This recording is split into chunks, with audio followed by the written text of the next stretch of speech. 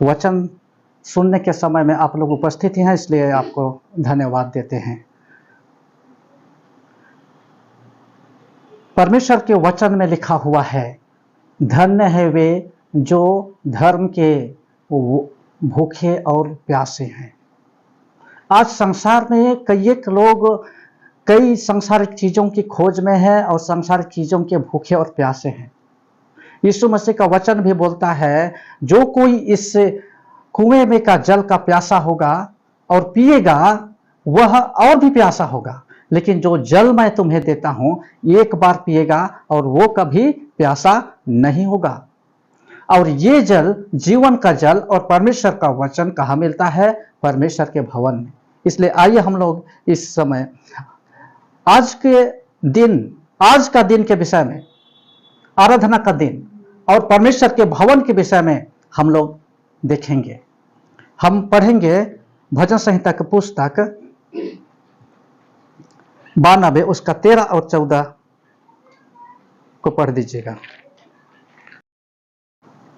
धर्मी लोग खजूर की नाई खुले रहते फलेंगे और लबानोन के देवदार की नाई बढ़ते रहेंगे। हाँ, वे यहोवा के भवन में रोपे जा, हाँ, हमारे परमेश्वर के आंगनों में फूलेंगे फलेंगे।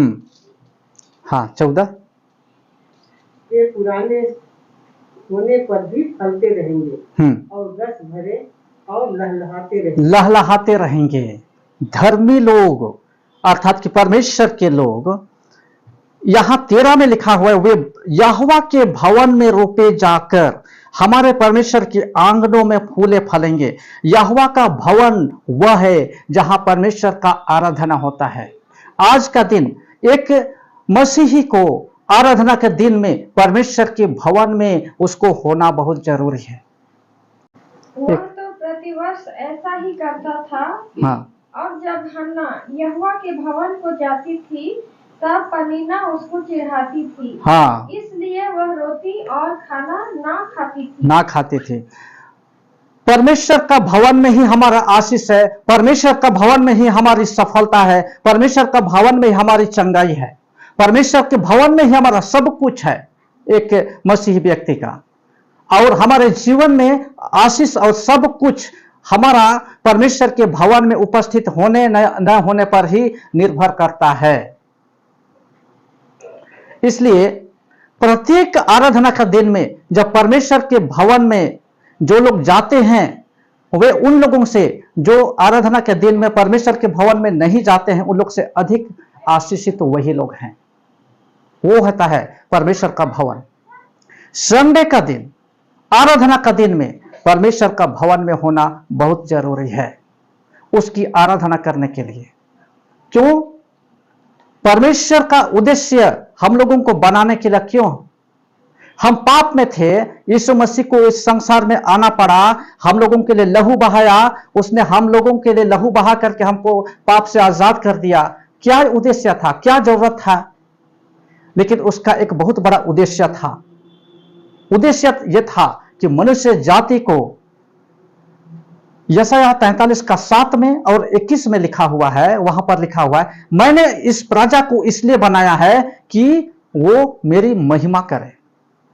21 पद में लिखा हुआ है, यशायाह 43 का 21 में लिखा हुआ है, इस प्रजा को मैंने इसलिए बनाया है कि वह मेरा गुणानुवाद करे। परमेश्वर ने आपको इसलिए बनाया है कि आप परमेश्वर के भवन में जाकर के आराधना करें। सबसे बड़ा, आज जिस व्यक्ति के पास यह उद्देश्य नहीं है, वह उसका जीवन परमेश्वर से दूर है। परमेश्वर को क्या लाभ है, क्या फायदा है हम लोगों को जीवन दे करके? और इसीलिए परमेश्वर के भवन में होना बहुत जरूरी है। मैं हमेशा इस बात को मैं बतलाता हूं, हमेशा बतलाता हूं, और ये कि वे यहोवा के भवन में रोपे जाकर, यहोवा के भवन आराधना का घर, प्रार्थना का घर, इसीलिए वे लोग रोपे गए हैं। परमेश्वर के भवन में जाने वाले लोग कभी असफल नहीं हुए हैं। परमेश्वर के भवन में जाकर के वे लोग अपने लिए प्रार्थना किए हैं। जब राजा हिजकिय्याह को जब परमेश्वर ने बोला, यशायाह नबी को भेज दिया और बोला जा करके तुम उसको बोलो कि वह नहीं बचेगा, वो मर ही जाएगा। इसको आप लोग पाते हैं यशायाह की पुस्तक 38 अध्याय में आप पाइएगा, और राजाओं की दूसरी अध्याय उसका 20 पद में आप पढ़िएगा इस घटना को, इसको पढ़िए। वहां बोला, क्या बोला? तू निश्चय मर जाएगा, तू नहीं बचेगा, क्योंकि परमेश्वर ने ऐसा ही कहा है। लेकिन राजा हिजकिय्याह क्या वो डर गया? नहीं। वहां पर वो एक काम किया, वो सीधा परमेश्वर का भवन में गया। परमेश्वर के भवन में जा करके वो घुटने टेका और बिलक बिलक करके वो रोया, आंसू बहा बहा करके रोया, और उसने कहा, हे परमेश्वर यहोवा, मैंने आज तक मैं खराई के साथ मैं चला हूं, मैं आज तक मैंने वही किया है जो तुझे भाता है, जो तू चाहता है, और देख आज तूने ऐसा कर दिया कि तू निश्चय मरेगा। और तब उसके बाद ऐसा प्रार्थना किया, और तब उसकी खराई को देखा। एक चीज उसने प्रार्थना की कि प्रभु जीवन भर मैं तेरे पीछे पीछे चला, और जो कुछ भी तू चाहा मैं वही किया, मैं आपकी इच्छा के बगैर मैं कुछ भी नहीं किया हूं, और देख तू आज इस तरह से। लौट कर मेरी प्रजा के प्रधान हिजकिय्याह से कह, हाँ, कि तेरे मूल पुरुष दाऊद का परमेश्वर यहोवा यूं कहता है, हाँ, कि मैंने तेरी प्रार्थना सुनी और तेरे आंसू देखे। हाँ, देख मैं तुझे चंगा करता हूँ। देख मैं तुझे चंगा करता हूं। परसों तो यहोवा के भवन में जा सके, परसों तो यहोवा के भवन में जा सकेगा। हाँ, आगे। मैं तेरी आयु 15 वर्ष और बढ़ा दूंगा। तेरी आयु को 15 वर्ष और बढ़ा दूंगा। मैं असुर के राजा के हाथ से तुझे और इस नगर को बचाऊंगा, और मैं अपने निमित्त और अपने दास दाऊद के निमित्त इस नगर की रक्षा करूंगा। हालेलुया। परमेश्वर का भवन, आराधना का भवन जा करके उसने प्रार्थना किया, वो डरा नहीं। क्यों नहीं डरा? क्योंकि वो जीवन भर परमेश्वर की उपस्थिति में चला था, जीवन भर खराई के साथ, पवित्रता के साथ में वो चला था।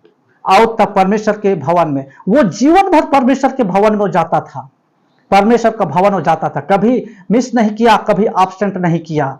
और इस प्रकार जब उसके जीवन में संकट आया, उस समय भी वो गया और वही प्रार्थना किया, हे प्रभु आज तूने ऐसा किया, देख मैं इसी भवन में, मैं प्रति आराधना का दिन में मैं आकर के मैं आराधना करता था।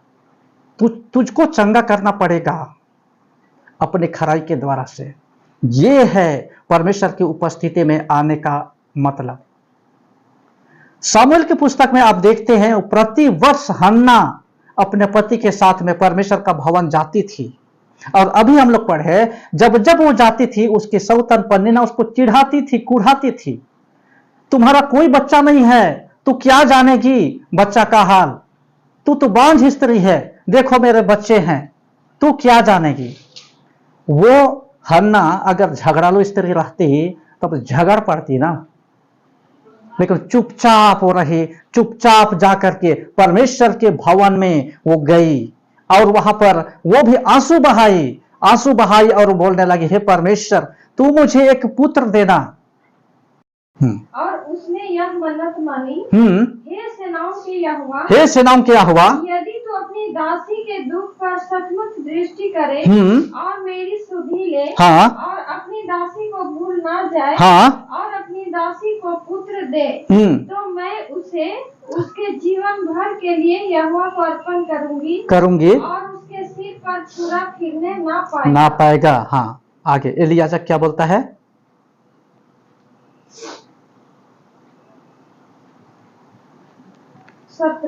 हाँ, एली ने कहा कुशल से चली जा, इस्राएल का परमेश्वर हाँ, मनचाहा वर दे। हाँ, कुशल से चली जा। जब एली ने उससे कहा कि, तब एली ने उससे कहा तू कब तक नशे में रहेगी, अपना नशा उतार, तुम बड़बड़ा रही है। तब हन्ना ने कहा, नहीं है मेरे प्रभु, मैं तो दुखिया हूं, मैंने ना तो दाख मधु पिया है और ना मदिरा, मैंने अपने मन की बात खोलकर यहोवा से कही है, अपनी दासी को ओछी स्त्री ना जान, जो कुछ मैंने अब तक कहा है वह बहुत ही शोकित होने और चिढ़ाई जाने के कारण कहा है। एली को समझ में आया और एली ने उससे क्या कहा? कुशल से चली जा, इस्राएल का परमेश्वर तुझे मन चाहा वर दे।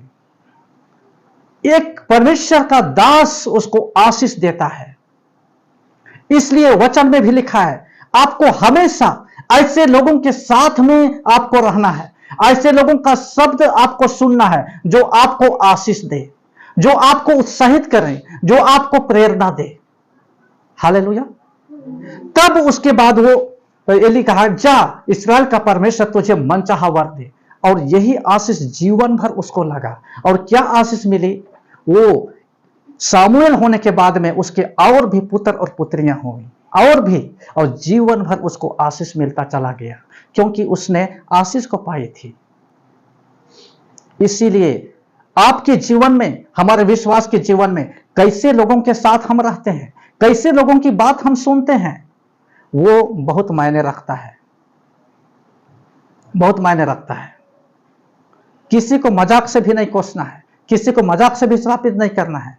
जा तो ऐसा हो जा, जा तो उसो नहीं जा, किसी को भी कुछ नहीं बोलना है, लेकिन आशीष देना है। परमेश्वर के वचन में भी लिखा हुआ है, फिलिपी 5 में, इफिसी 5 में लिखा हुआ है, धन्यवाद का ही शब्द बोलना है, मूर्खता की बातें नहीं करनी है, हंसी ठट्ठा की बातें नहीं करना है, लेकिन धन्यवाद ही सुनी जाए। और तब वो परमेश्वर के भवन में आकर के वो वहां पर मन्नत माने। जब हम प्रार्थना करते हैं, प्रार्थना के विषय में, मैं प्रतिदिन, मेरे पास प्रार्थना कॉल्स आते हैं, मैं प्रार्थना करता हूं। कई लोग प्रार्थना करते हैं, लेकिन तब तक आपकी प्रार्थना को परमेश्वर नहीं सुनेगा, तब तक पूरी नहीं करेगा जब आप जो प्रार्थना कर रहे हैं और वो आपको मिल जाएगा, और उसका इस्तेमाल आप परमेश्वर के काम में कैसे करेंगे, आप जब तक प्रकट आप नहीं कीजिएगा, परमेश्वर आपको उत्तर नहीं देगा। यही है। कितने लोग आजकल, बहुत सारे लोग प्रार्थना कर रहे हैं लेकिन उत्तर नहीं पा रहे हैं। क्यों?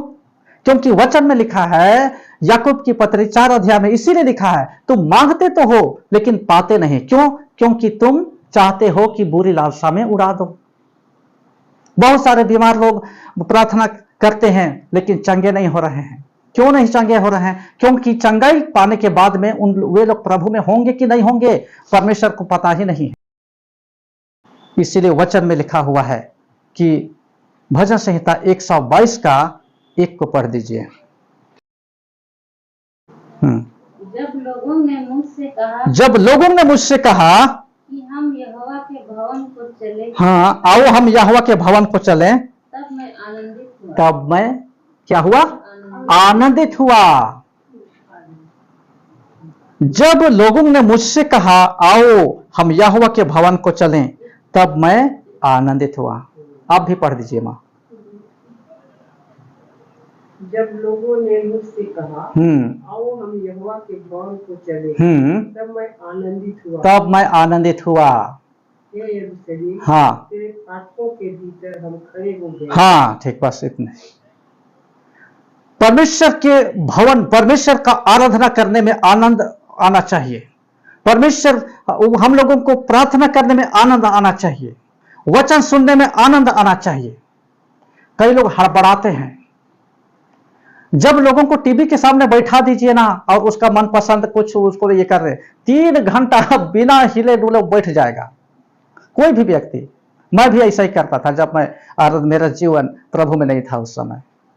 मोबाइल पकड़ा दीजिए, वो बिना हिले डुले 3 घंटा। इसीलिए मैं आराधना, परमेश्वर की प्रार्थना और सेवकाई और वचन सुनने और सुनाने से अधिक, परमेश्वर से अधिक मैं किसी चीज को मैं प्रेम नहीं करता हूं। इससे अधिक मैं उसका आलोचना नहीं कर रहा हूं। यदि किन्हीं को रुचि है तो है, अच्छा है, लेकिन यदि आपको उसमें रुचि है, खेल कूद में रुचि है और जो कुछ में रुचि है, अच्छा है, लेकिन उससे भी अधिक आपको परमेश्वर के वचन सुनने, सुनाने, आराधना करने, प्रार्थना करने, वचन पढ़ने में अधिक होना चाहिए। हालेलुया। इसी में हम लोग का जीवन है। मैं फिर एक बार मैं बतलाता हूं, आज हम लोग यहां 4 जन हम लोग इसलिए उपस्थित हैं क्योंकि हम परमेश्वर से प्रेम करते हैं। बहुत सारे लोग परमेश्वर के भवन में इसलिए जाते हैं क्योंकि उनको दूसरा काम नहीं रहता है, यदि दूसरा काम रहता तो वे लोग नहीं जाते, लेकिन यहां पर लिखा हुआ है आनंद इसी में है। जब लोगों ने मुझसे कहा कि आओ हम परमेश्वर के भवन को जाएं, तो मैं आनंदित हुआ। फिलिपियों की पत्री 4 अध्याय उसका 4 पद में लिखा हुआ है, प्रभु में सदा आनंदित रहो, प्रभु में सदा आनंदित रहो।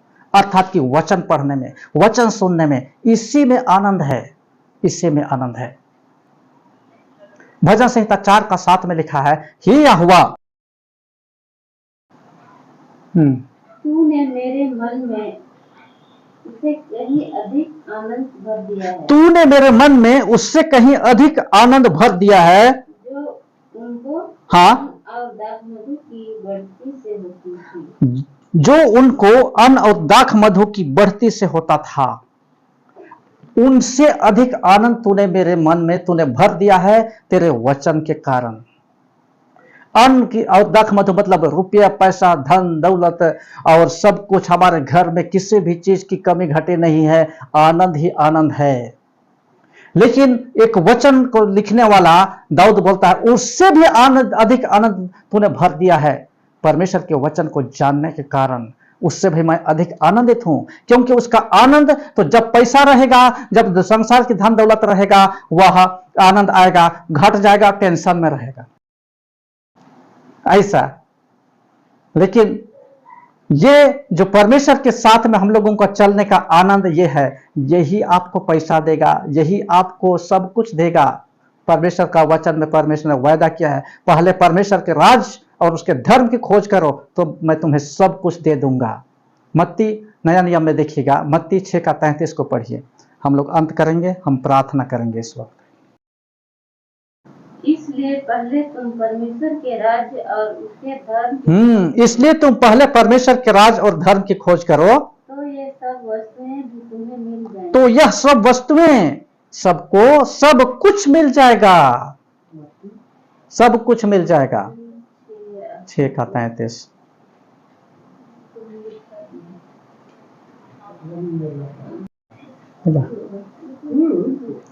हाँ पढ़ दीजिए माँ।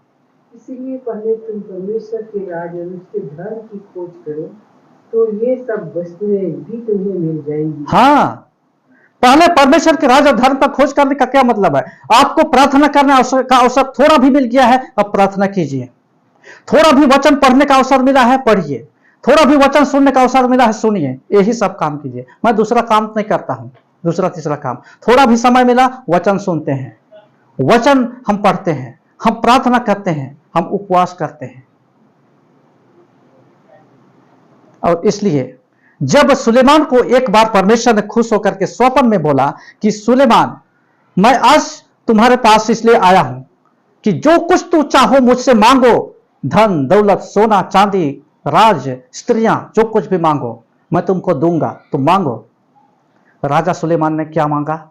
उसने कहा, हे प्रभु, ना मुझे धन दौलत चाहिए, ना स्त्री चाहिए, ना सोना चांदी चाहिए, लेकिन तू मुझे इतना बुद्धि दे कि तेरी इस प्रजा का न्याय मैं कर सकूं। वो बोला, बुद्धि दे मुझको, जो राज तूने मुझको दिया है उसका न्याय, और उसको मैं बुद्धिमानी के साथ में मैं चला सकूं। कुछ नहीं मांगा, परमेश्वर खुश हो गया। ना तूने सोना चांदी मांगा, ना स्त्रियां मांगी, ना राज, ना कुछ भी, लेकिन तूने बुद्धि मांगी है। इसलिए देख, मैं तुझको बुद्धि देता हूं, सब देता हूं, लेकिन जो कुछ भी तूने नहीं मांगा है उस सब कुछ को मैं तुमको दे देता हूं। और उसको सब कुछ दे दिया, बुद्धि भी दिया। और जानते हैं, वो इतना बुद्धिमान हो गया कि उस आसपास का लोग उसकी बुद्धि सुनने के लिए लोग आते थे। और जब बुद्धि पाने के बाद पहला न्याय बुद्धिमानी के साथ में क्या किया कि 2 स्त्रियां एक साथ सोती थीं और दोनों का अपना अपना बच्चा था। और एक स्त्री क्या की, बच्चा को दूध पिलाने के लिए उठी तो देख रही है अपने बच्चा मरा हुआ है। तब वो क्या की कि वो उस बच्चा को, उस स्त्री का बच्चा लाई और अपना बच्चा को उधर कर दी। अब उसके बाद सो गई। अब वो भी उठी तो देख रही कि बच्चा मरा हुआ। उसके बाद बोला, ये बच्चा मेरा है, ये बच्चा मेरा है। दोनों का फैसला नहीं हुआ तो दोनों राजा के पास गए। ये बच्चा किसका है? वहां भी वही बोल रही है, ये मेरा है, ये मेरा है, ये मेरा है। तब राजा सुलेमान ने क्या किया? अपना नौकर से तलवार मंगवाया, तलवार लाया और उसके बाद बोल इसका 2 टुकड़ा करो, आधा इसको दे दो और आधा इसको। अब एक स्त्री जिसकी बच्चा नहीं था, वो चोरी कर गया था, वो बोल हां ठीक है ऐसा ही करेंगे। लेकिन जिसका बच्चा था वो स्त्री क्या बोल रही है? नहीं है मेरे प्रभु, इस बच्चा को उसी को दे दीजिए, हमको मत दीजिए, लेकिन मत काटिए। क्यों? उसकी मां थी। राजा सुलेमान पहचान लिया, हां यही है उसकी मां, इसी को दे दो। इतना बुद्धि क्यों? परमेश्वर ने उसको बुद्धि दिया क्योंकि उसने जब उसको मांगने के लिए बोला, वो धन भी नहीं मांगा, राज भी नहीं मांगी, बुद्धि मांगी। इसलिए यहां पर लिखा है सबसे पहले परमेश्वर की खोज करना है, वचन की खोज करना है, उसी में सब कुछ है। परमेश्वर के वचन में ही सब कुछ है, परमेश्वर के वचन में ही जीवन है, परमेश्वर के वचन में। इसीलिए परमेश्वर के भवन में वही होता है जहां हम इकट्ठे होते हैं। इसलिए उस वचन को हम लोग याद रखेंगे। जब लोगों ने मुझसे कहा कि आओ हम परमेश्वर के भवन को चलें, तो मैं क्या हुआ? आनंदित हुआ। हम लोग जब यहां होते हैं, आनंद के साथ में हम लोगों को आना है, आनंद के साथ में आराधना करना है। Praise the Lord.